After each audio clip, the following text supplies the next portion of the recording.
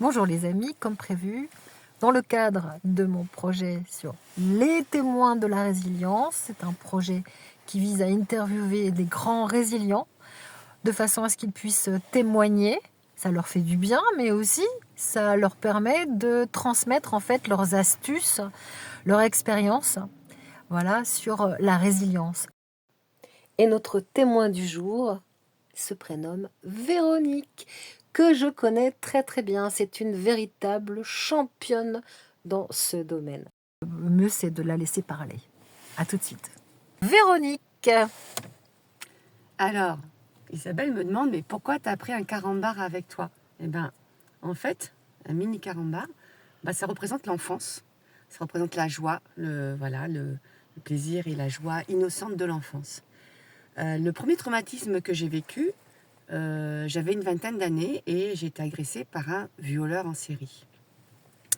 Ça n'arrive pas à tout le monde, mais malheureusement, beaucoup de femmes connaissent ce genre de situation et de traumatisme dans leur vie, que ce soit dans l'enfance, l'adolescence ou l'âge adulte. Moi, j'avais 20 ans. Bon, ça s'est bien fini, on l'a attrapé, oui, mais moi, psychologiquement, comment j'ai fait pour m'en sortir? Eh bien, je pense que c'est cette joie-là, profonde, ces souvenirs profonds que j'avais de mon enfance joyeuse, des souvenirs qui étaient vraiment ancrés en moi, qui a fait que j'ai pu me sortir de cette situation. Et surtout, aussi, c'est le fait d'avoir attrapé ce violeur en série. C'est moi qui ai tendu un piège du haut de mes 20 ans avec la police. Donc on l'a attrapé, il y a eu un jugement. Je me suis retrouvée en face de 3 bonhommes qui ne me croyaient pas parce que je pleurais pas, tellement j'étais choquée par ce qui m'était arrivé. Et en fait, j'ai subi une agression sexuelle, mais pas un viol, parce que j'ai pu me défendre. En fait, quand j'ai compris que j'étais en train de me faire agresser, en fait, j'ai eu une pulsion de vie. Et je ne sais pas la force, d'où elle vient, je ne sais pas d'où elle vient. Je pense qu'elle vient de mon éducation, du fait d'avoir un père militaire qui de la justice et l'injustice. Et je trouvais ça tellement injuste. Et j'avais tellement eu d'exemples où il fallait de force vis-à-vis de ma famille, des gens qui sont forts, mon père comme ma mère. Et du coup, ils me l'ont transmis, je pense. Et cette transmission, ça a été automatique. Et je lui ai tendu un piège et je ne pensais pas qu'il avait violé autant de femmes avant moi, quoi. Et la police ne pensait pas non plus que ne me croyait pas, en fait. Donc ça a été le fait de l'attraper, qu'il aille au tribunal. Ça a été une justice rendue, en fait, de ma parole. Parce qu'au départ, la police me croyait pas. Donc, je me suis sentie déculpabilisée. C'est la justice qui a été mise en place. Et comme j'avais quand même des ressources de joie dans mon enfance, à ce moment-là, j'avais perdu ma joie. Et je savais ce que ça voulait dire que la joie. Et donc, je voulais absolument retravailler cette joie. Donc, je suis allée voir une psy, bien sûr, qui m'a aidée. Ça a été de longues années. Mais pour moi, je savais que la joie existait dans la vie. Donc, c'est la joie qu'il fallait travailler. Alors Véronique, donc si j'ai bien compris, donc tu es allée rechercher ce souvenir de la joie que tu as connu, Oui. de sentiment de vie en fait, Oui. en toi, pour justement te défendre, te battre et aussi retrouver la reconnaissance, la légitimité, C'est ça. le sens de la justice. Ok. Exactement. La transition est très bien parce que justement on va parler du divorce parce que tu es passé par un divorce. Devant le juge, voilà. effectivement, aux affaires Comment familiales. ça s'est passé alors? En fait, ça s'est bien passé, entre guillemets, mais mal en même temps au niveau émotionnel, pour tout le monde, pour mon ex-mari, pour moi, pour les enfants. Et surtout, en fait, moi, au moment du divorce, j'ai l'impression que j'allais mourir si je divorçais pas, que j'allais tomber malade, etc. Donc pareil, il y a eu une espèce de pulsion de vie, de vouloir vivre, en fait, et d'être heureuse, d'avoir cette joie, etc., qui n'existait plus. Donc on a fait en sorte de divorcer d'une façon quand même avec beaucoup de respect l'un vis-à-vis de l'autre. Donc on a pris une avocate commune, etc. Voilà. Et comment je me suis sortie de cette épreuve, puisque moi j'avais un exemple, et je l'ai toujours, de parents qui s'aiment profondément depuis l'âge de 15 ans avec beaucoup d'amour. Je leur en voulais parce que du coup je m'étais dit, moi c'est un échec, etc. Je leur en voulais de m'avoir montré que autant de bonheur et d'amour, etc. Et en même temps, bon, ça c'est un petit peu, voilà, je les ai un petit peu taquinés en disant, mais la vie, etc., c'est pas ça, regardez ce qui se passe dans la mienne. Et j'ai même dit à mon père, mais tu n'aurais jamais fait ou dit des choses comme ça à maman, et c'est pour ça que vous êtes ensemble.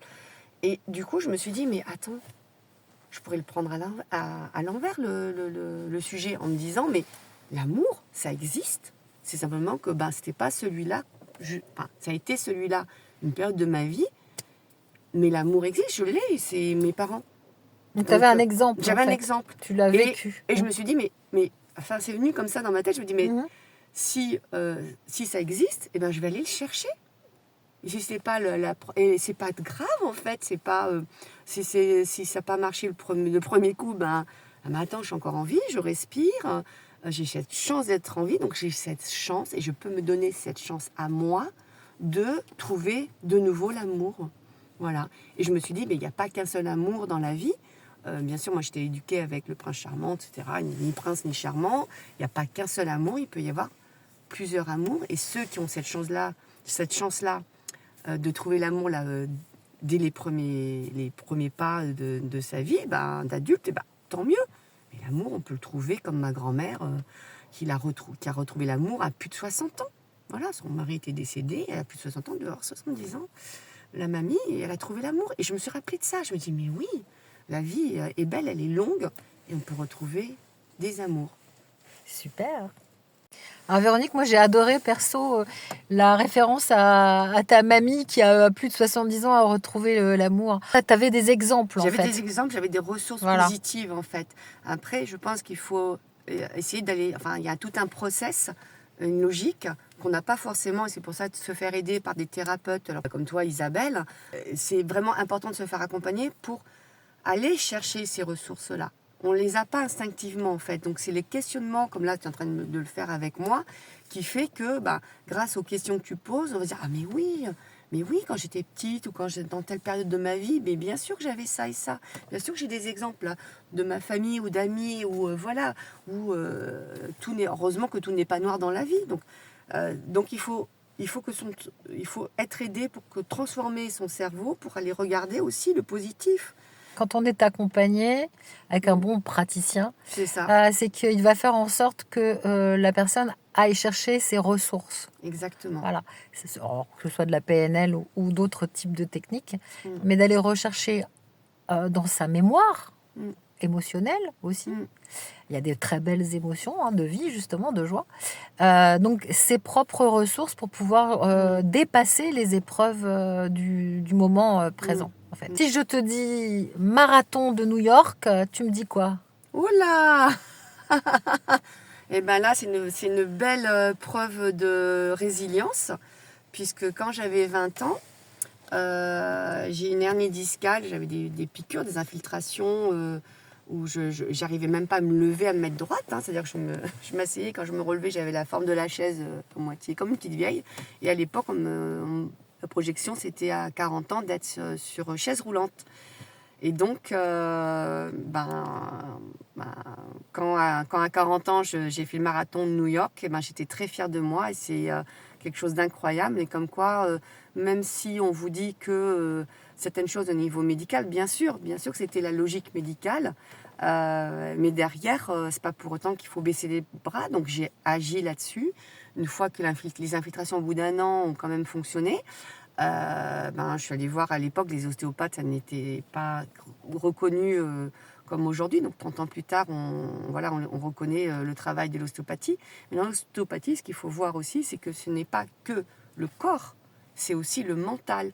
Donc moi, j'avais tendance à me faire mal physiquement, jusqu'à l'hernie discale. Je faisais même des contractions musculaires qui faisaient que je ne pouvais plus bouger du tout. Et en fait, j'ai compris à un moment donné que ça venait aussi de mon cerveau. C'est-à-dire que quand j'avais du stress, je déclenchais ces douleurs physiques incroyables. Donc j'ai travaillé sur mon corps, pas sur mon corps, sur mon mental. Les mots MAUX, le maladie, MOTS, étaient en forte relation. Et pourquoi d'ailleurs vouloir faire un marathon en fait? Parce que quand j'étais petite, ma première médaille, j'avais 7 ans, j'avais fait un cross. Et en fait, je me voyais... Encore là, le cerveau incrémenter tout ça, en fait, hein, la joie, le succès, la fierté de la petite fille devant son papa, devant la famille, C'est pour ça. elle-même.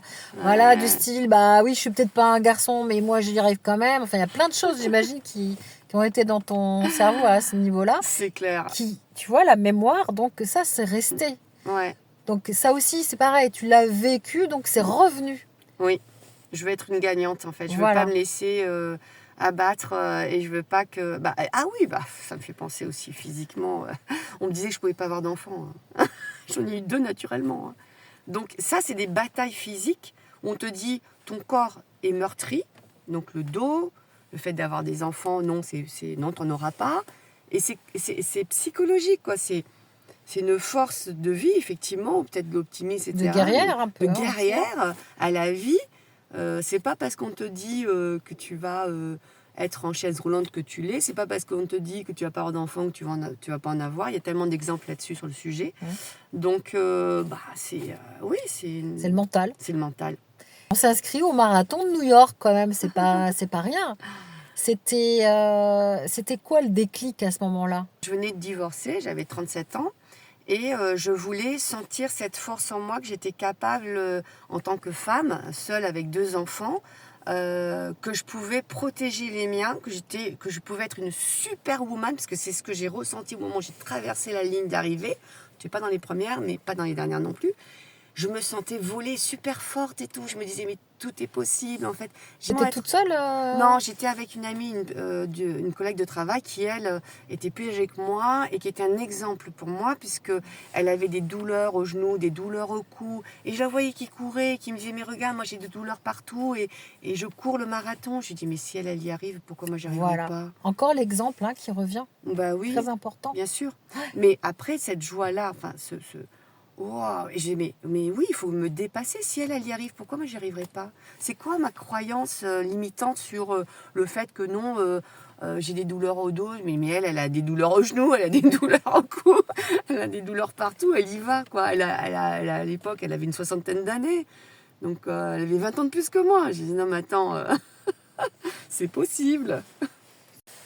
Donc là, on fait l'interview dans une voiture, ça tombe bien pour l'enchaînement car J'ai eu un accident de voiture. Grave, très grave. Hein. Devant les yeux de mon fils, en fait. Donc, je gare ma voiture, enfin, j'essaie de la garer, et puis j'oublie de mettre le frein à main, j'essaie de la récupérer. Et là, bam, la voiture m'écrase contre un mur. J'ai juste ma tête qui est sortie et mon mollet qui empêche la fenêtre de me broyer. Et les pompiers arrivent, ils essaient de me sortir de là. Et à l'époque, j'avais fait de la sophrologie pour les accouchements. Donc je m'en sers. Donc ça, c'était ma ressource première en me disant, j'ai appris à gérer ma douleur, c'est-à-dire à la contrôler. Et du coup, je me suis mis en mode sophronisation. Et du coup, j'ai sorti mon attention de mon corps. J'ai fait ce qu'on appelle des sorties de corps. Certains en parlent comme ça, mais en tout cas, je me suis mis au-dessus de mon corps pour pas sentir la douleur de l'écrasement de la voiture. Les pompiers me parlaient, j'aurais dit non, vous vous taisez, là, moi, je me concentre sur ne pas avoir mal. Enfin, même pas ne pas avoir mal. Je ne suis plus dans mon corps, donc je ne souffre plus. Et ça marche.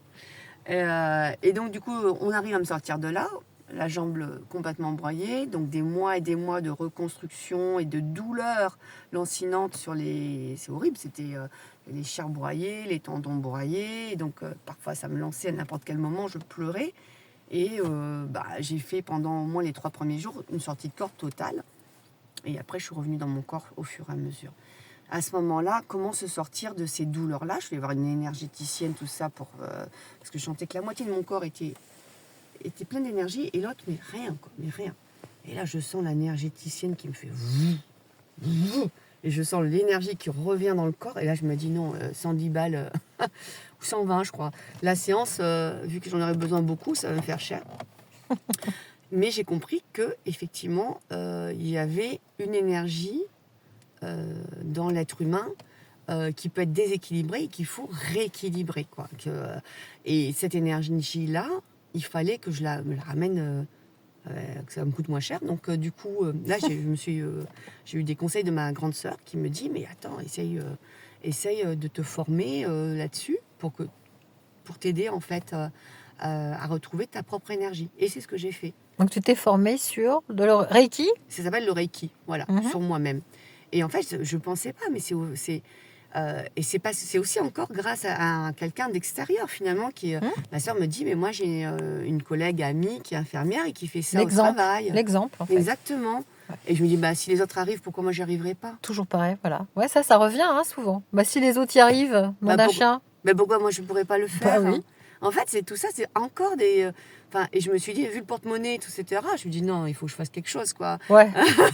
Et donc, du coup, je l'ai fait et ça a marché. Et entre ça et aussi la sophro, ces deux méthodes-là, en fait, m'ont permis en fait, de dépasser ma douleur pendant 6 mois, le temps que ça se reconstitue. 20 cm, j'étais écrabouillée sur 20 cm sur mon mollet. Ah ouais. Ah ouais, c'était chaud, hein. Les médicaments, ça faisait pas tout. Je pouvais pas être non plus avoir des médicaments trop forts, tout ça. Je continuais à vivre et à gérer mes 2 enfants malgré cette douleur. Chère Véronique, pour finir ce beau témoignage, on va aborder le thème de la maladie. Ouais, ça a été quand même pour moi le plus difficile. Parce que vous savez, il y a des maladies, on vous dit, oh ma pauvre, t'as le cancer, t'as telle et telle maladie. Mais quand on a une maladie comme la mienne, celle-là, et là, ça s'appelle la maladie honteuse. Voilà, la maladie sexuelle. Et là, il y a tous les tabous qui vont avec. En fait, je ne suis pas malade en plus. Ça, je voulais vous le dire. Mais je suis séropositive. Alors, quelle différence? C'est que la séropositivité, c'est simplement que le sida est passé dans mon corps, mais que je l'ai combattu direct, comme toutes les autres épreuves, en fait. Donc, qu'est-ce qui s'est passé après l'accident de voiture que j'ai eu, où j'ai eu 6 mois de... Vraiment, mon corps était très affaibli. Je pars en vacances et je tombe sur l'ami d'amis. Et à ce moment-là, avec ce monsieur, comme d'habitude, parce que j'étais célibataire à cette époque-là, la première fois que je rencontre un homme et qu'on fait l'amour au bout d'un moment, qu'on se connaît, etc., je lui demande de mettre un préservatif. Et le préservatif craque. Et je lui dis, bon, est-ce que tu es clean et tout? Il me dit, oui, pas de problème. Je rentre chez moi et là, je me rends compte, je fais tout de suite des examens parce que, voilà, quand même, le problème du préservatif. Et là, on m'annonce que je suis séropositive. Donc, j'appelle mon ami qui nie tout, qui ne veut pas me donner pour la première fois ses résultats. Donc, dans le déni total, moi, j'apprends plus tard que si j'étais allée directement à l'hôpital, et ça, c'est très important, quand vous avez un accident de capote, ce qui existe assez souvent, là, il a craqué, mais ça peut être d'autres problématiques, mesdames et messieurs, que vous avez peut-être certainement connus. J'aurais pas eu ce marqueur de séropositivité parce que c'est comme une pilule du lendemain. Vous prenez cette pilule-là, c'est ce que prennent les gens qui ont été agressés, violés, etc. On prend cette pilule-là pour se protéger. Ce n'est pas tout parce que derrière tout ça, ça implique quoi? Ça implique quand même une faiblesse psychologique importante, donc dépression. J'ai aussi des douleurs, parce que le médicament, en fait, c'est un médicament qui est identique pour les hommes et les femmes. Sauf qu'on n'est pas fait pareil, les hommes et les femmes. Donc, quand une femme prend ces médicaments, en fait, il y a des conséquences. Je suis hyper fatiguée, il y a des moments où je tombe. Alors, je peux être hyper active, comme je peux tomber complètement, et j'ai besoin d'énormément de repos. Donc, ça a une implication dans ma vie. Alors la fatigue, ok, par le médicament, et puis j'ai aussi d'autres problèmes, des problématiques familiales de cœur, c'est pas de dire, voilà, donc des palpitations, des douleurs au niveau articulaire, voilà, c'est tout un... Donc ça a été reconnu comme étant un handicap. Exactement. C'est intéressant parce que en termes de résilience, donc là, comment tu vas dépasser tous ces handicaps? En fait, comment je les dépasse aujourd'hui? Déjà, je suis soutenue par la médecine du travail, vraiment. En fait, voilà, quand on se voit, elle me dit, bon, qu'est-ce qui ne va pas cette fois-ci? En fait, entre les médecins qui me suivent, les professeurs, la médecine du travail, on essaye d'équilibrer tout ça pour que je puisse continuer à avoir ma vie. Là, c'est l'État qui reconnaît. Ça a été très difficile d'être reconnue handicapée parce que je me sentais pas, je voulais pas. Imaginez la force que j'ai en moi et on me dit t'es handicapée, donc je l'ai très très très très très mal pris Et après, bah, j'ai vu aussi que je pouvais plus physiquement tenir. Je dormais de plus en plus au travail. J'allais à l'infirmerie. Enfin, poum, je tombais, quoi. Il y avait des moments aussi où je m'évanouissais, etc. Donc, c'était plus possible. Et donc, je remercie l'aide qui est donnée qui m'a été donnée, parce que sinon, j'aurais pas pu continuer à travailler. Si mon employeur m'aidait pas, en fait, dans cette reconnaissance en qualité de travailleur handicapé, voilà, alors que ma tête, elle fonctionne, alors que j'apporte toute mon expérience d'expert dans mon domaine, voilà, enfin, je continue, je pense à apporter des choses au niveau au niveau de mon métier, au niveau de mes collègues. Et voilà, et je suis heureuse de voir que la transmission se fait et que je peux aider dans la société. Bah, les ressources, dans ce problème en particulier, bah, j'ai eu un accompagnement avec un psychothérapeute, mais aussi grâce à mes amis, des amis qui sont dans le domaine, hein, voilà, et des connaissances aussi qui sont dans le domaine. Et du coup, cet accompagnement bienveillant de gens qui sont spécialisés pour justement enlever cette honte que j'avais sur moi, en fait. Je n'ai plus honte. Et il a fallu quand même travailler longuement avec ça. Hein. C'est pas, ça vient pas tout seul, même si on a de la force en soi. Donc sans cet accompagnement, je n'aurais pas pu, en fait, retrouver cette estime de moi. Alors, si je peux me permettre, te connaissant bien, tu es allé chercher les outils, les ressources chez ceux qui pouvaient aussi donc, transmettre et t'accompagner. C'est ça. Donc, le message aussi, il est d'appeler à l'aide quand on le peut, mais c'est surtout le vouloir et oser le faire, parce que on n'ose pas. Bah, il faut demander. Ouais, parce que jusqu'à présent, j'étais... Ouais, c'est ça. En fait, j'étais très peu dans la demande, en fait. Oui. J'étais quelqu'un qui donnait plutôt, toi. Oui, et puis il fallait que je me... ouais, qui donnait, et puis il fallait que je m'en sorte toute seule, en fait. Non, là, j'étais incapable d'en sortir toute seule.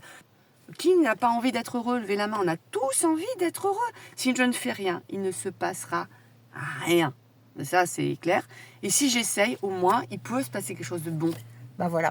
Alors, c'est oser, hein, tout simplement. Merci. C'est exactement ce que je voulais donc entendre, c'était oser. Bah, t'as le non, gagne le oui, quoi. T'as déjà le non, t'es déjà perdant. Bah, si t'es déjà perdant, t'as un risque d'être gagnant, alors vas-y. Mais c'est vrai, tu risques rien puisque t'es déjà perdant. Tu ne peux que gagner quelque chose. Ce témoignage, bah là, ça va vous aider à être plus résilient. Véronique. Quoi? Mais non, mais oh, c'est Dominique d'abord. Dominique. Non, ça tu coupes. Mais bien sûr que je vais couper. Ah mais attends. Bisous. Merci Véro, c'est super. Allez, on va regarder la mer. Voilà. Il faut toujours regarder droit devant. Carpe diem, droit devant, attendez, voilà. Là-bas. Droit devant, faut regarder l'horizon.